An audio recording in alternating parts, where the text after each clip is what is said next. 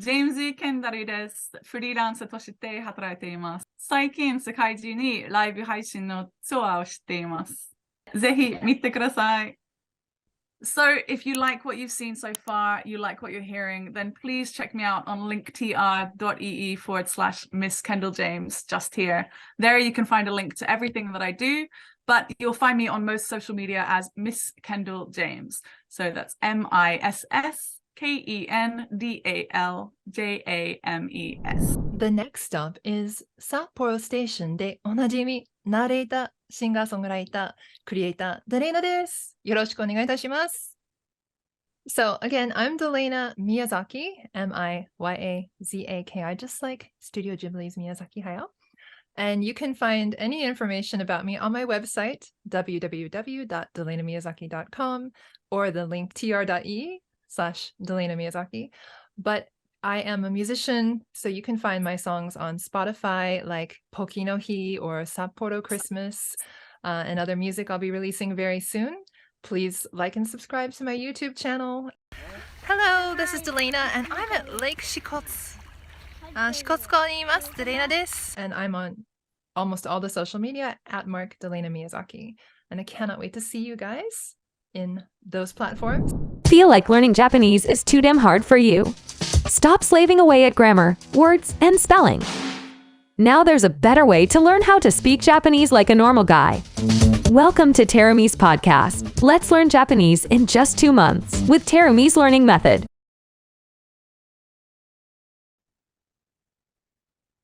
So hi Kendall and hi Delaina and welcome to my YouTube channel. Hi. How you feel, Kendall? Hello. Hi, I feel pretty good. Thank you for having me. And hey, Thank you so much. Thank you so much. ありがとうございます。And Delaina, how you feel? Oh, I'm great, and it's so nice to be back. Happy to be doing another interview with you. Amazing. ようこそありがとうございます。来てくださって。Alright, I'm going to just quickly explain. So Delaina and Kendall, Kendall, you started our language school 2021, right? 2021. It was December 15th, 2021. So only 1 year and a month or 2 months ago. Amazing. And then, you made a lot of progress during the master course. Thank you so much for being an excellent student, actually, Kendall. I mean, you have excellent coaches, so it was pretty easy. You will inspire hard work, which is important. And it's not even hard work, which is great. Thank you so much. And you become our Japan Language Factory ambassador, which is it's helping others, when the actually new student come and they are struggling how to learn or even feel like not making progress. You always help others, and thank you so much for being so helpful in our school. So you really kind of mentor. Right. Thanks for having me. It's my pleasure. Thank you so much. And Delaina, you already live in Japan quite many years, but even you already can speak Japanese, but also you felt like this is to the new another level. So like how was the feeling during the master course? So I'm still in the middle of my master course, but for me, I've been here over 2 decades and learned Japanese just through life, not really a formal studying so much. But as a professional narrator and performer, artist, creator, I really want to sound professional when I speak Japanese. And I've been able to really up my career a lot since joining Japan Language Factory, because at least with my introductions, and I know exactly what I want to convey, and it's hitting the spot every time now. Amazing. So I think people are really curious about what you guys doing. So the Kendall, quickly, how many years living in Japan? What is your current activity? So I've been living in Japan for 3 years and 4 months. And Terumi-san, I didn't tell you, but yesterday I got my first proper visa. Oh my God! Congratulations! おめでとうございます。よかった、本当に。素晴らしい。It's very wow. exciting. How many years your visa right now? It's just 1 year, but I finally have a visa that will allow me to leave the country without asking for permission. and return Wow. without worrying that they'll say no. So it's a comfortable 1 year kind of specialist visa that means I can continue doing what I do here, which is I work as an instructor at Nova, but there are two options. You can choose to be employed by Nova, or you can choose to be a freelancer. Basically, you're self-employed. And that, for me, I've been a freelance person for over a decade, for about 12 years or so. So coming to Japan and remaining freelance, allowing me to be an artist and have art exhibitions. And in the last year, allowing me to also become a virtual tour guide, so a live streamer, and earn income however I like, teaching English and art, having art exhibitions, and live streaming my world in Japan has been wonderful. So basically, フリーランサーとして働いています。素 I 晴ら work し as a い。 freelancer. 素晴 I ら work し as a い。 freelancer. And the same with Delaina. Yeah, the same with Yeah, Delaina, I so think. Delaina, We're yes, both what kind of creative, but- freelancer? Yeah, I've always been a freelance worker since I Person. moved here my whole life. Yeah. I work as a singer-songwriter, live music performer. The next stop is Sapporo Station. Thank you for riding JR Hokkaido today on the trains and buses and streetcars and many things up here. But I also work with a lot of places doing professional travel reporting. NHK World, the New Chitose Airport, the Hokkaido Government Transportation Tourism Bureau.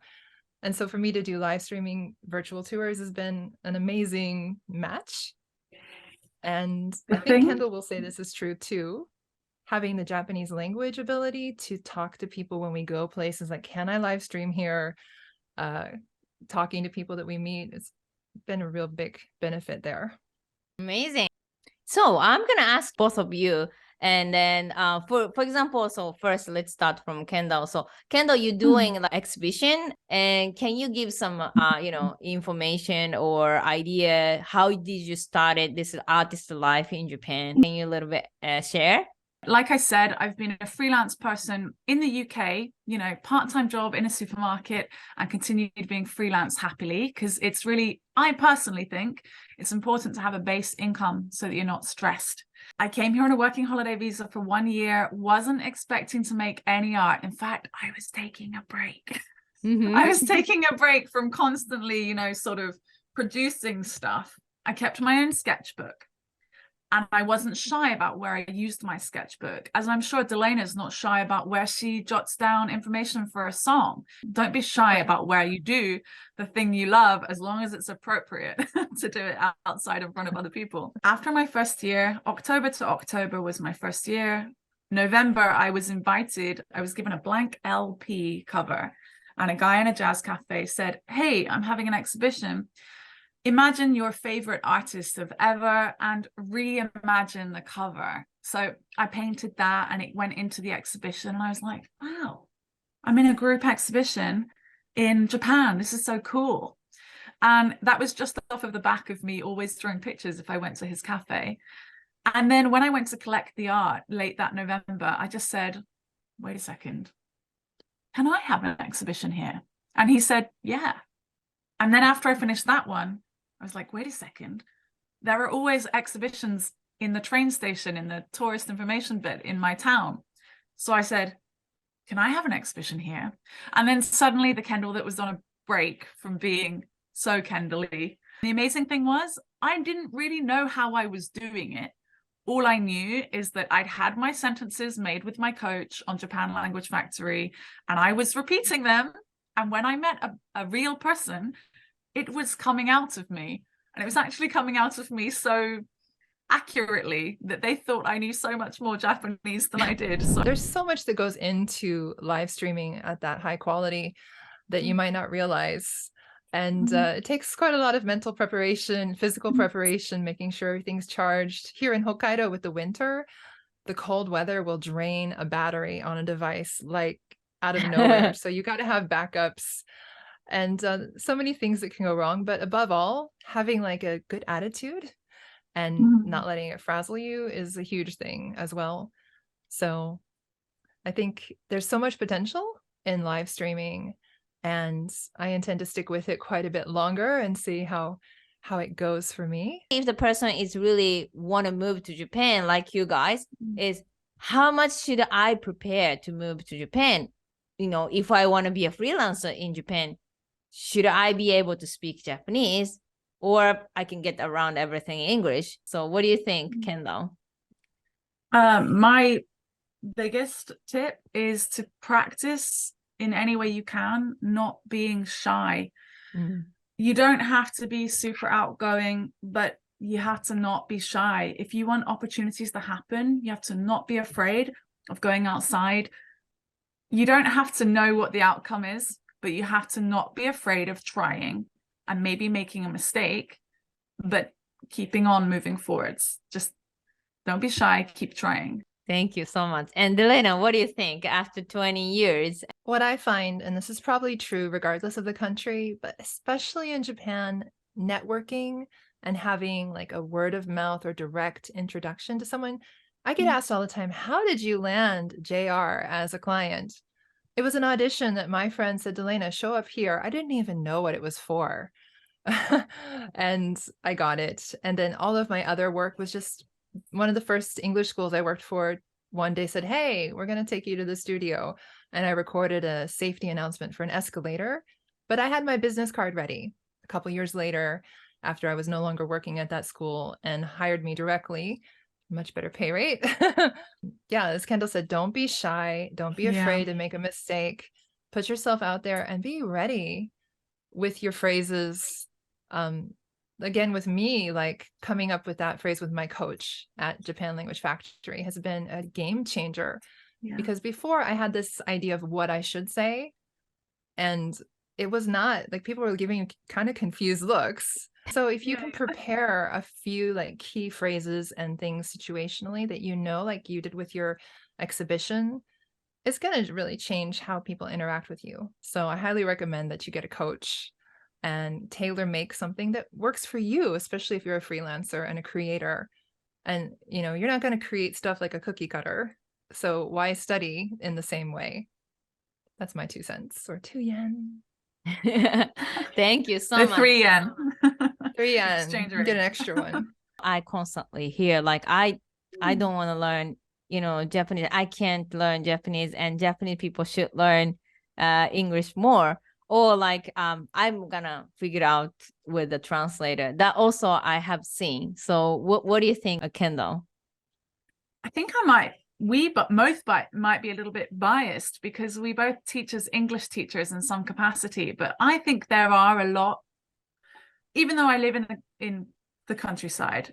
But for example, it was snowing so much on Tuesday. I got into a taxi and a taxi driver said the most wonderful thing to me. In Shiga, he said, "Where would you like to go?" With the most perfect, lovely English. I was so surprised. I couldn't believe it. Because the last taxi they went, and called up saying foreign person wanted to go somewhere. But I think that Japanese people are walking around speaking Japanese, but with a little pocket of English phrases, to be honest, in general. And much like a lot of people around the world know how to say konnichiwa or sayonara, they know how to say please and thank you and 1, 2, 3, 4, 5. So I think they're trying, and there is so much English around Japan, to be honest, like even here in Shiga, but I can't go to a bathroom without seeing the instructions for the toilet saying don't stand on the toilet in Korean, Chinese, English, and Japanese. So if people are saying, why don't Japanese people learn English? I think they're not being kind or polite enough to Japanese people to make them feel comfortable enough to share the English that I think they do know. They know some little bits, and they want you to share your little bits of Japanese in the same way. So have fun with it. Make some jokes. They said thank you in your language. Try saying thank you in their language. You never know what could happen. Amazing. That reminds me of something Terumi often teaches us. In like, if you want to speak Japanese in Japan, but people are speaking English to you, go ahead and let them speak English or whatever language it is, you know, and you continue speaking Japanese and have like that balanced kind of conversation. I do it. Yeah, absolutely, because you can totally benefit from each other in that way. Yeah. And I think the biggest thing is just a cultural point that Japan culture tries to excel at everything and be perfect, basically. And so people are so scared of messing up, even if they have years. I mean, most people, if they've graduated high school or especially college, have probably studied English for 6 to 10 years, Yeah. but it's in an academic way. So yeah, if you can yourself be willing to like just not be shy, open up, be kind, and you'll find people here do have pretty good command of English, even if they don't think they do. Mm-hmm. But just Yeah. getting students to not be shy and open up and talk is the number one hurdle for me as a teacher every time, which is why I packed my textbook full of like self-improvement things on how to get over that. First chapter is nobody's perfect, including the song. Exactly. The thing that I love most about what I've learned from Japan Language Factory is before I speak to a Japanese person, or rather when I'm speaking to a Japanese person in Japanese, I am not thinking about what I'm saying. I'm just saying it. The rhythm that I've learned from the sentences and things that I've got from my coach, and the pattern of conversation that I can hear from other people speaking to me, I'm responding to the rhythm. So I love that I'm not thinking, and I'm like, wow, this is what learning a language feels like. And it even happened to me tonight, and I found myself for 5 or 6 minutes speaking in Japanese while my live stream was happening. I walked in and I said, "Video totemo ii desu ka?" And he said, "Mochiron, zehi, zehi." Like, take as many videos as you like. 1 year ago, I could not do that. And I'd already had a Japanese partner for a year, and I could not do that. So it's amazing. Are you expat live in Japan? You started living in Japan, you're super excited to communicate with locals. You can enjoy traveling, meeting people. And now you start using this textbook and you feel like, wow, that's so many. Elementary school textbook, another elementary school textbook, and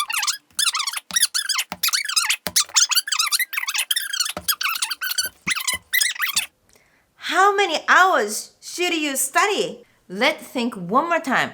In order to communicate like a normal guy, you can do everything in the basic everyday life. Should you finish all those textbooks? Otherwise, you won't understand what they're talking. You cannot express yourself, anything. First of all, there are always two ways to learn languages. One is documentational language. The other one is conversational language. It's like, once upon a time, grandmother and grandfather are living somewhere. Or, hey, what's up? How's it going? Which is conversational. What is the most effective way to learn how to speak Japanese? Textbooks can't talk to you, so you cannot improve your listening skill and pronunciation, how to communicate. So why Japanese children can speak Japanese so quickly? Because they are learning conversational Japanese. The good news is, in Japan Language Factory, we have a specific learning structure to improve your conversational Japanese. So you can join the conversation, you can understand what they're talking, you can respond quickly, and express what you are thinking. If you want to be able to speak Japanese as soon as possible, join our free consultation to figure out what is the fastest way to start speaking Japanese.